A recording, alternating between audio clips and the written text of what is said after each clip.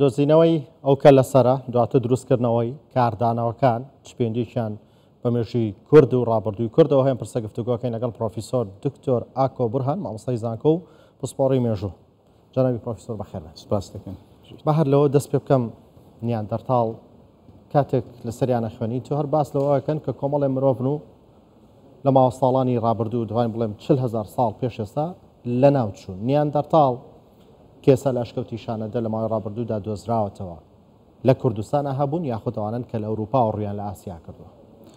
سەرەتا دەستخۆشیان لێ دەکەم بۆ ئەم بەرنامەیە و ئەم پەیوە جوانە لە حەقیقەتدا ئەوەی کە ڕووداوە لە سۆشیال میدیاوە ئێستا باز دەکرێت دەتوانم بڵێم نزیکە لە شۆڕشێکی مێژووی دەبێت بە بەهاوەری بگرین ئەم جۆرە ڕووداوە گرنگانە و ئەم جۆرە دۆزینەوانە ئەوەی کە باز دەکرێت شتێکی کەم نییە بە حەقیقەت لەوانەیە لەلایەن هەندێک کەسانەوە بەکەم سیر بکرێت کاتێک کە مرۆڤێکە دەدۆزرێتەوە و دەبرێتە ئەوروپا و ڕوخساری بۆ دروست دەکرێت تەواو خلاص بەڵام ئەمە لە ڕاستیدا کۆمەلێک ڕەهەندی مێژووی زۆر گرنگی هەیە دەبێت ئێمە ئاگادار بین لەمە وەکو کورد دەتوانین بڵێن شانازی بەم کارە بکەین. مرۆڤی نیاندرتال هەر لە کۆنەوە سەرچاوە ئارکۆلۆژیەکان و ئەنترۆگرافیەکان هەمووی ئەوە تەکید دەکەنەوە کە شانەدەر لانکەی مرۆڤایەتی بووە. شانەدەر ینی ئەو شوێنە بووە کە لە سەدەکانی کۆندا لە چاخی بەردینی کۆن چاخی بەردینی ناوەڕات چاخی بەردینی نوێ چاخی بەردینی کانزایی مرۆڤی نیاندرتالی تێدا دۆزراوەتەوە. ئەو مرۆڤە نیاندرتالە خۆی لە خۆیدا ئەمە شۆڕشێک بووە بۆ هەموو جیهان ڕووی کوردستانی بە شێوازێکی تر گۆڕیوە. ئێستاش ئەو بابەتە بە شێوازێکی تر کە هاتوتە گۆڕێ لە ساڵی 2010 ئەم تیمەی زانکۆی بەریتانی زانکۆی کەمبرێج هاتوون و بە موافقەی دەوڵەت لە کوردستاندا ئەم ئێسک و پروسیان کە بردوۆتە بەریتانیا بۆ ئەوەی بتوانن سەرلۆن و دای بڕێژنەوە و ئێسکەکان بەیەکەوە بلکێنن تەمان ئەو هێزکانی کەوا لەم کە لە سەرەی ئافرەتە زیاتر لە 200 پارچە بووە. 200 پارچە شتێکی کەم نییە گەلێک زۆرە و تەواویش نییە تەواویش نەکراوە بەڵام زیاتر لە ساڵێک خەریک بووینە تاوەکو تەواویان کردووە اینجا ئەعلانیان کردووە. مرۆڤی نیاندرتال ینی هەتاوەکو ئەمڕۆ وا نیشان دەدرا کە دەگەڕایە بۆ نزیکەی 60,000 سال بۆ 45,000 ساڵ پێشی زین لە ئەشکەوتی شانەدەر کە دۆزراوەتەوە لەلایەن ڕاوڵ سۆلکی لە پەنجاویە کە تاوەکو 61 سەدەی ڕابردوو زیاتر لە 15 ئێسکە پرووسکی منداڵ و پیاوی تێدا دۆزراوەتەوە و خاڵەیەوە چارخانێکی گرنگ بۆ ئەمە.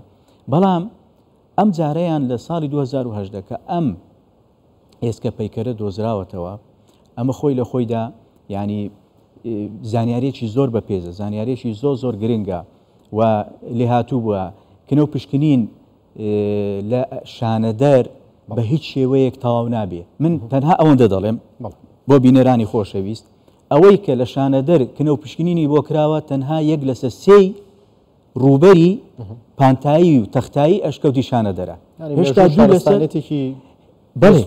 هێشتا زۆری ماوە کنەو پشکنینی تێدا بکرێ بەڵام ئاسان نییە لە بەرەوەی تاوەکو ئێستا 4 تەبەقەی تێدا دۆزراوەتەوە A B C و D ئەم 4 تەبەقە لەوانەیە تەبەقەی تریش لە دوو لە سەرسەیەکەی شوێنەکانی تری ناو ئەشکەوتی شانەدەر چکە ئەشکەوتێکی بەڕاستی بچووکە گەورەیە درێژاییەکەی 40 مەترە بەرزاییەکەی 8 مەترە کە دەچێ ناوی ڕوبەری پانتایی 50 مەتر زیاترە. یعنی کە خۆم سەردانم کردووە و شتێکم لەسەری نووسیوە کە سەر دەسوڕمێ جگە لەمەش وەکو ژووری بچووک و وەکو بڵێن شوێنی بچووک کە دەچێ ناوی ینی خەریکە تێدا بزر بیت. جەنابی پرۆفیسۆر ئێستا لە سۆشیال میدیا بە ئەنواعی شێوە هەم بە شانازیکردن بەداخەوە هەندێک جار بە گاڵتەجاڕیکردن وێنێم ژنەدانرێت کە ژنێکی نیاندەرتاڵە و لە شانەدەر دۆزراوەتەوە هەندێکی دیکەش ئەڵێن نەنە گەورەمانە لە ڕووی جینایەتی لە ڕووی ڕەگەزی هیچ شتێکی ئێمە و نیاندەرتاڵەکان بێکەوە بەستێتەوە.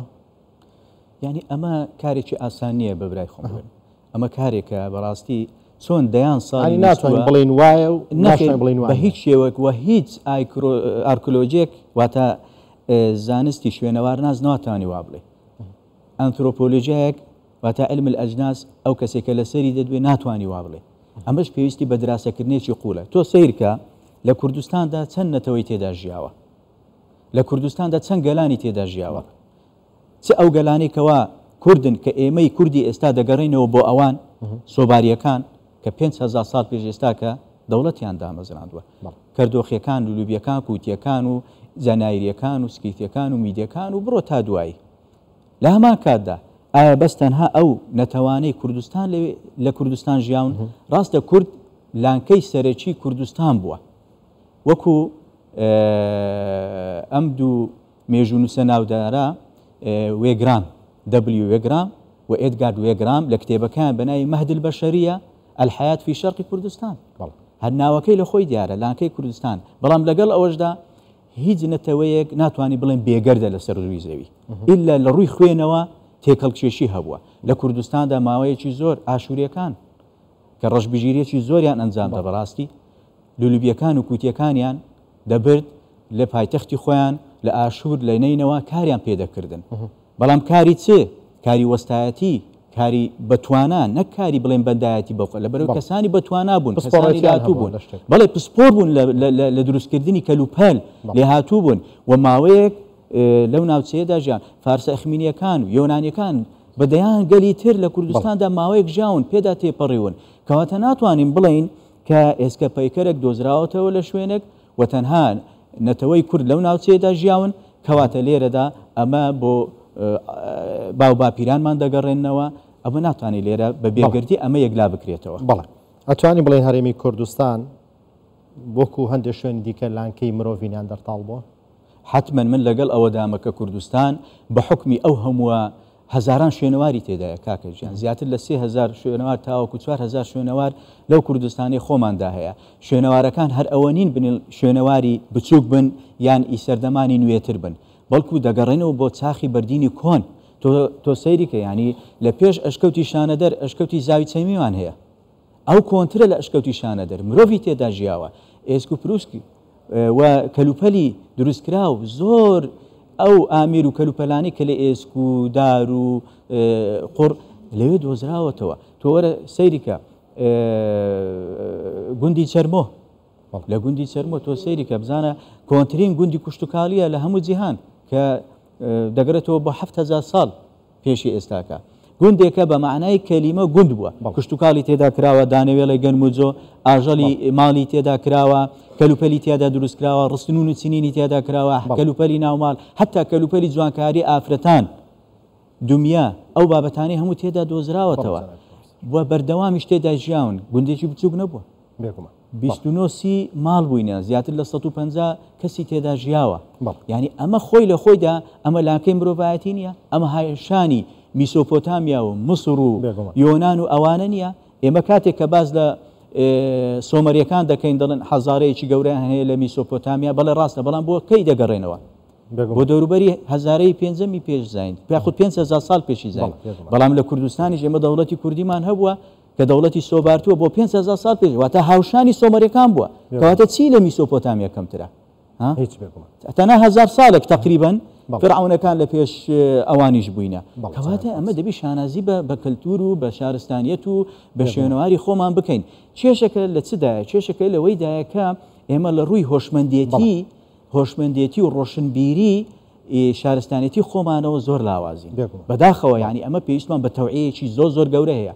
من لێرە دەڵێم ینی مەفروض وایە حکوومەتیش پاڵپشت بێ بۆ ئەمە لە هەموو ڕێکەوە، لە ڕووی مادی، لە ڕووی ڕاگەاندن، بە هەموو شێوەیەک پاڵپشت دێ و ئەو بربەستانەی کەوا دەبنە هۆی ئەوەی کە ئەو شوێنەوارانە بە کەمی سیر بکرێ و ئەو دۆزینەوانە بە کەمی سیر بکرێ، ینی لەلایەن حکوومەتەوە لەلایەن خەڵکەوە احتیمام پێ بدرێت. بەڕێز پرۆفیسۆر دکتۆر ئاکۆ بورهان مامۆستای زانکۆ پسپۆڕی مێژوو، سوپاس بۆ ئامادەبوونتان، سوپاس بۆ کاتێک بۆمەتەندا.